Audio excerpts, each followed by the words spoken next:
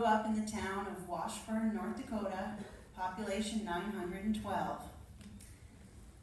And people's first question usually is, how does someone with a beginning like that end up being a United States Secret Service agent? Did you always dream of becoming a Secret Service agent, Clint? How did that happen? Oh, no, not at all. I went away to college, and my intent was to be a history teacher and to coach athletics. But when I graduated, I had to go into the U.S. Army because I owed them the time. And they, after basic training, selected me to attend the Army Intelligence Center, and they trained me to be a special agent in counterintelligence. And so I remained as a special agent in counterintelligence for 3 years. And when that was up, I decided that I wanted to stay in the investigative field. I looked around. I thought that the Secret Service was a good match. There were only 269 agents in the entire organization at that time, so it was very difficult to get in. But finally, an agent retired, I got his slot, so that's how I became a Secret Service agent. So in 1958, you started serving under President Eisenhower. And what was that like, serving a former general? Well, President Eisenhower, as you say, a former general, he treated us like his troops. He didn't call us by our name, except for the agent in charge. He just wanted something, why he would turn and say, "Hey, agent," and we would respond and do what was required. This is myself standing in a church in Gettysburg, Pennsylvania, as the president was coming out of church that day. So then in 1960, John F. Kennedy was elected president, and one thing a lot of people may not realize is that when administrations change, the new president brings in his whole new staff and advisors, but the one thing that remains the same is the Secret Service. So having been on the presidential detail, Clint, you assumed that you would be assigned to President John F. Kennedy, but instead you were given the role of being assigned to Mrs. Kennedy. What was your reaction to that? I felt like I had been demoted, felt like somebody just kicked me in the gut, because I knew how the agents operated that had been with Mrs. Truman and with Mrs. Eisenhower. They went to fashion shows, watched card games. I didn't want any part of that. I wanted to be where the action was, and that always had been with the president. But I had to accept the assignment, and so I went over to Georgetown to meet Mrs. Kennedy. What was that first meeting like? Well, she wasn't too pleased to have me come over there because she didn't want somebody looking over her shoulder 24 hours a day. And I wasn't very happy about being there. But we both decided we didn't have a choice. We were going to have to get along. Here she was, a beautiful, elegant lady, very pregnant at the time. And so that's how the assignment with Mrs. Kennedy began. So that was around November 11th, 1960. And 2 weeks later, you had one of your first major incidents with the First Lady. Thanksgiving 1960, President Kennedy had been in Florida and flew up to Washington to spend Thanksgiving with Mrs. Kennedy and Caroline. Then he, after dinner, went back to Florida, and I checked. Mrs. Kennedy said she was in for the night. I went home. About 2 hours later, the phone rang. It was the agents at the residence saying Mrs. Kennedy had just been taken to Georgetown Hospital. It was an emergency. She was about to have a baby. So I raced over to Georgetown Hospital, paced the floor like an expectant father. The president was down in Florida, and young John F. Kennedy Jr. was born. And this is a photo of the day they were leaving the hospital, and you can see Clint there in the background. Little John Jr. is in the baby carriage, and Clint actually saw John Jr. before his father did. So immediately after this, then you flew down to Palm Beach, where the president-elect was gathering his advisors together, picking his staff. Tell us about what we're seeing here in this slide. Well, this is Ambassador Joseph P. Kennedy's home in Palm Beach. It was to become the Winter White House. And so it's a beautiful home right on the Atlantic. This is a seawall right on the ocean. There's large expanse of grass, swimming pool with pumped-in salt water, tennis courts, a large home with multiple bedrooms and baths. Over here's a garage. We had an office in the garage. And so As agents are responsible for protecting the president and first lady around the clock, did you actually have a bedroom in the home there? No. This is where we stay. This is Woody's Motel in West Palm Beach. And it was air conditioned, had a pool. Of course, we were each given $12 per day. That was our expense money. That was to cover the room, the food, the dry cleaning, and the laundry. And so this is as good as we could get. We were very satisfied here at Woody's. And so one of the other places you spent a lot of time was up in Hyannisport with the family. What was it like hanging out with the Kennedys on the Kennedy compound? Well, it was very interesting. This was a compound consisting of Ambassador Kennedy's home, Robert Kennedy's home, Eunice Kennedy Shriver's home, and President Kennedy's home. Young Teddy had a house a little bit farther away. And all the family was there, all the children, all the time, all summer long. So just one massive activity constantly. About every Friday, the president would arrive. He would fly into Lewis Air Force Base and then come by helicopter over to the Kennedy compound. We would place a golf cart near the landing site so he could come off the helicopter, get in the golf cart. As soon as he got in, he would holler out, "Anybody for ice cream?" And all his nephews and nieces and his own children, they'd come running, jump on the golf cart, away they'd go, 2 blocks to the ice cream store. He'd have to foot the bill. And they loved to be on the water. That was a daily activity once he was in high school. Every day they'd go out around 10 o'clock in the morning, always had lunch there. This particular photo is him on a U.S. Manitou, a sailing vessel. It happens to be my favorite photograph of the president. But they loved to be on the water as often as possible, every day, if they possibly could. And we're going to show you a video now. Clint, this is sort of a typical day in Hyannisport. They're very typical. This is what was going on each and every day. We were there. President and Mrs. Kennedy out in this yacht, and the children were there with them, and all of a sudden John, he wanted to go ashore, so I took one of the security boats, picked him up, started taking him ashore. I thought I might just want to show him how the boat operates while we're on the way to shore, so I held him over the edge to make sure he was fully cognizant of what was going on. And I got to the shoreline. Another agent met me there. I turned him over. You'll see this is Agent Foster. He's not quite properly attired for the occasion, but and then one of the Kennedy dogs shows up. We had a number of those around us all the time. But young John, he didn't last long on the beach. He wanted to go back and see his mom and dad, so back to the boat he comes. So I pick him up. You notice one of those that kept RJ Reynolds in business. And so I take him back up to the Honey Fits so that he could be with his mother and father. And that was the usual activity. Almost every day was transport people to and from the boat, making sure everything was secure. And we used these jet boats that you saw to do that. And you could see just how close the agents became to the family, not just the individual they protected, but to the entire family. You also got the opportunity to travel with Mrs. Kennedy. By the way, there were only 2 agents assigned to Mrs. Kennedy. So around-the-clock protection for the First Lady, 2 agents. And Clint, this is a trip you took to Greece early on. What was it like protecting them internationally? Well, the biggest problem we had was crowds, because she was so popular, so in demand. No matter where we went, it was a massive crowd that would show up. We had to work with the local authorities. This is she here with Prime Minister of Greece, Karamanlis, and his wife. It's myself behind them. And we went to the various antiquities there in Greece, and she had a wonderful time.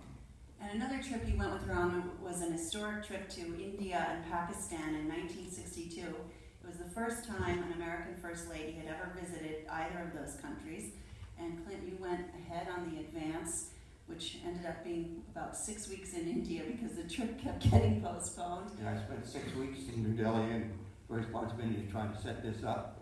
And she finally did arrive, and we had a problem with the ambassador. He wanted her to stay longer, so we had to cut the trip short. But we traveled throughout India to various cities, and she had a wonderful time. You see how colorful it was. And she really enjoyed the people there in India. She stayed with Prime Minister Nehru and his family there in India for a while. And then you went on to Pakistan. Tell Yes. us what happened the first day here in Pakistan. Well, we flew from New Delhi over to Lahore, Pakistan, in President Ayub Khan's private plane.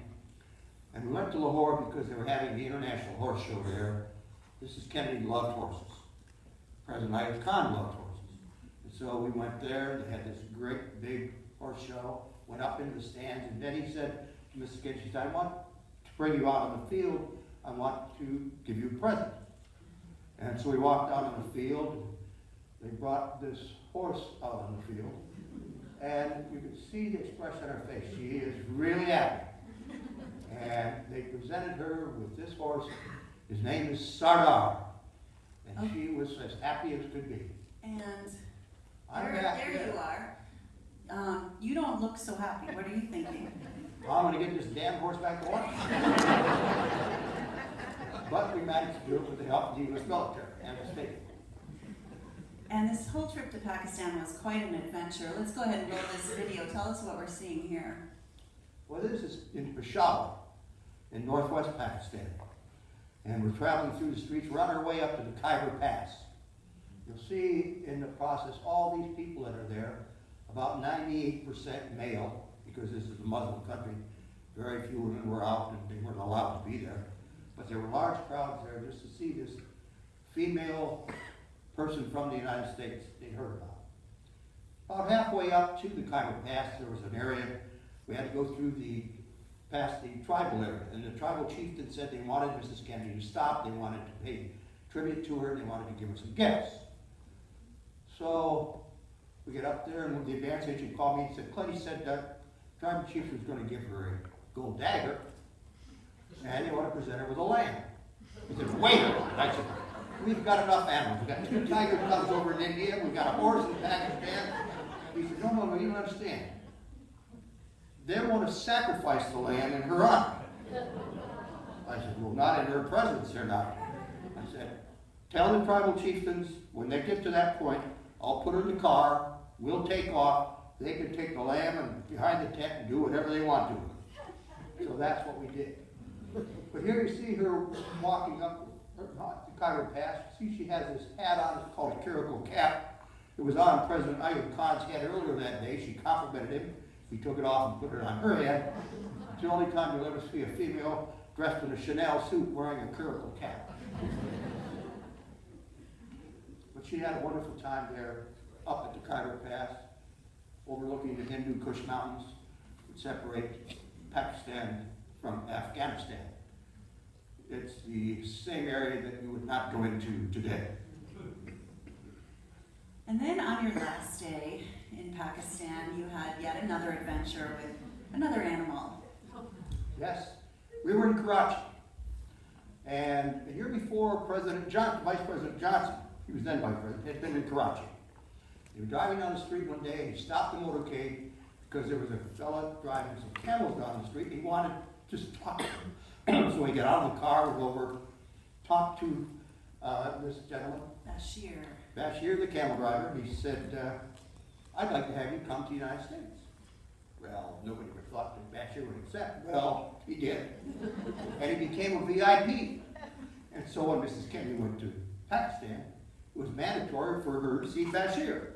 So we set it up for Bashir to bring his camel into Karachi so that they could see the camel. So the deal was that he had agreed with the government that he would bring the camel, sit it on the ground, they pet it, maybe sit on it, that would be it. Well, that wasn't enough for Mrs. Kennedy, who was very athletic, very active, and loved to ride horses. She wanted the camel up. So Bashir, he is scared to death. He knows if something goes wrong, it's all over for him. But that getting up isn't enough. She wants the reins. She wants to control the camel. Now Bashir is really worried. So then she takes the reins and she hits the camel on the run, and they start going. Cashiers on one side, the President Ayub Khan's military aides on the other, they're hanging on for dear life, scared to death something's going to happen. Nothing did.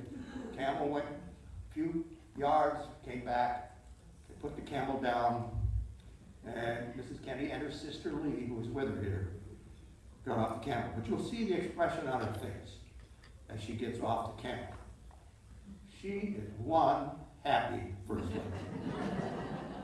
She's just had the opportunity to ride a camel. And I love this video because, first of all, I think it shows you a side of Mrs. Kennedy that you don't often see. Sort of her spontaneous nature, her fun-lovingness, and I think it also shows why she and Mr. Hill got along so well. Because even though they had been told she wasn't supposed to get up on the camel, she wanted to do it, and Clint didn't tell her she couldn't. He was right there, and if anything happened, he was going to be right there.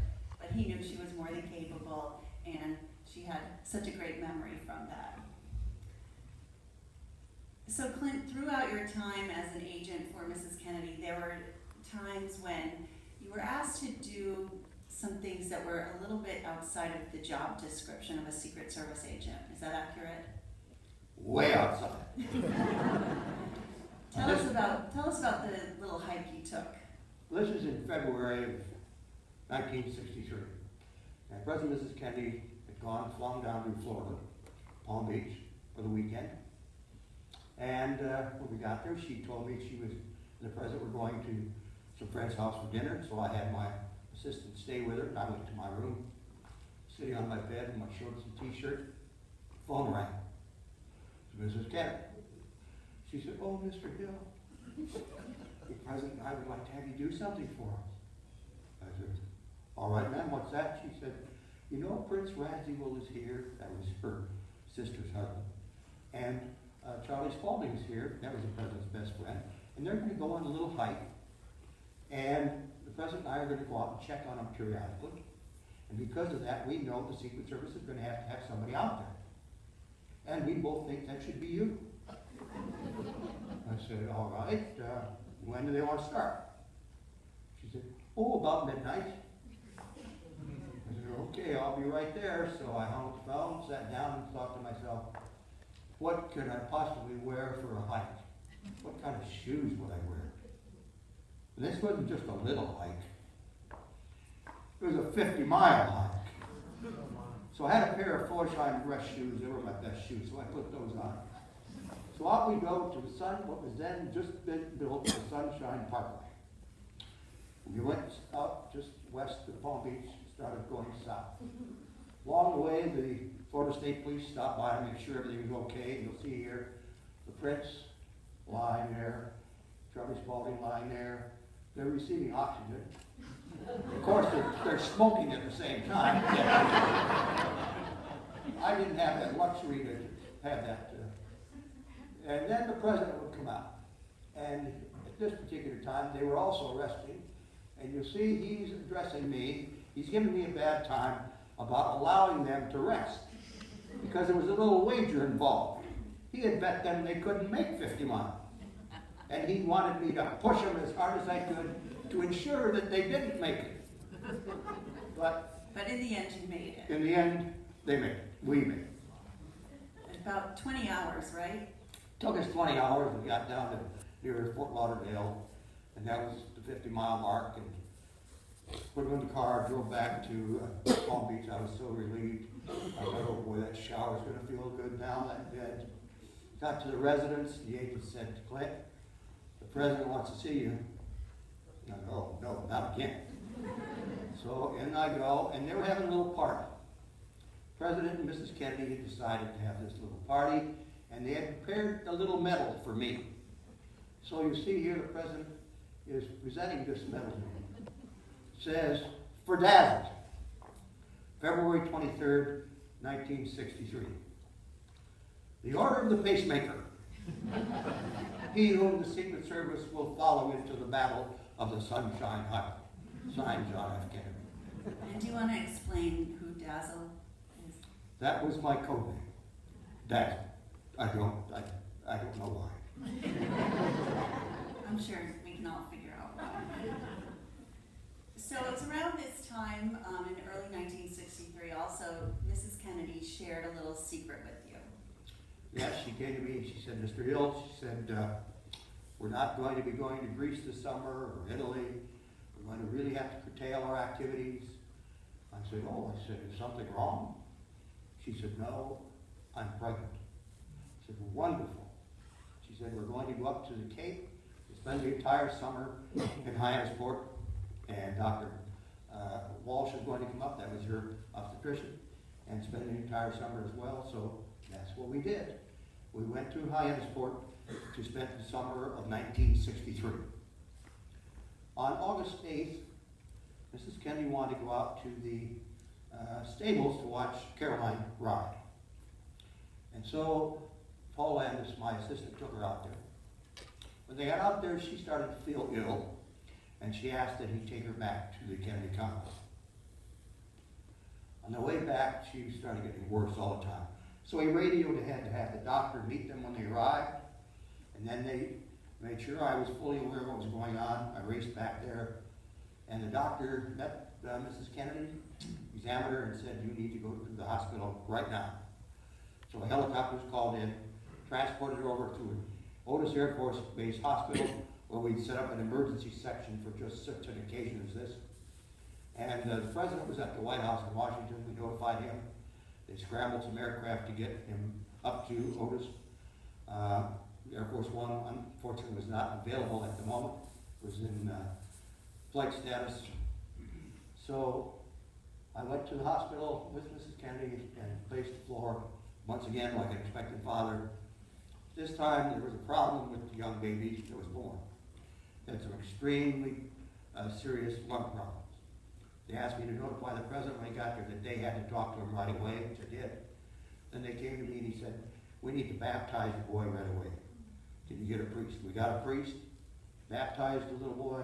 They named him Patrick Bouvier Kennedy. The doctors there said, well, we don't have the appropriate medical facilities to handle this. We need to move him to Boston. We can't fly him because of his lung condition. So we have to go by ambulance. So put him in an ambulance, put Agent Landis with him, and they took him to Boston. Then was in Boston all that night, all the next day. The president flew in to be with him. Then the morning of August 9th, about 6 in the morning, I had a telephone call from the agents that were with him saying that he had died. And it was devastating.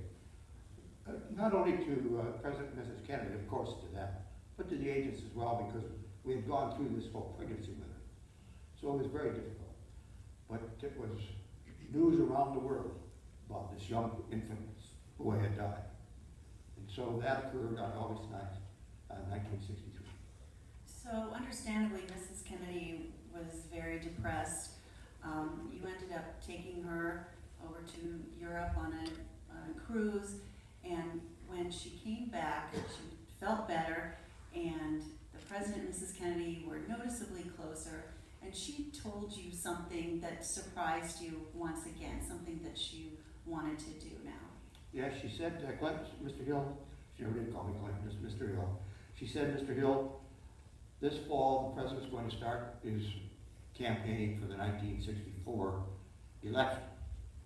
And some of the first things they're going to do is travel down to Florida, but also then he's going to go to Texas. And she said, in 1960, I really didn't have the chance to do much for the President in that election because I was pregnant with John. But this time I'm going to do everything I can to help him.